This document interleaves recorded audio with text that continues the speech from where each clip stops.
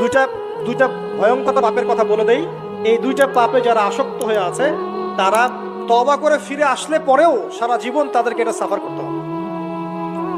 কথা বুঝতে পারছেন না? তওবা করে ফিরে এসেছেন মনে করে, তারপরেও আপনাকে সারা জীবন এই পাপের ফলটা ভোগ করতে হবে।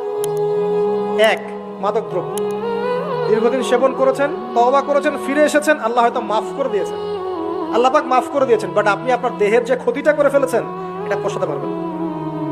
এক নাম্বার। দুই, তখন আপনি যদি বিয়ে করেন আপনি স্ত্রীকে সন্তুষ্ট করতে পারবেন না। হ্যাঁ।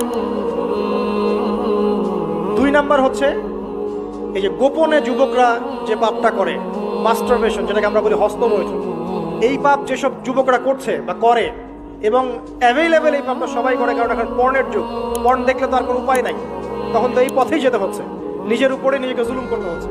যারা হস্তমৈথুন অভ্যস্ত হয়ে গেছে এরা যদি তওবা করে ফিরেও আসে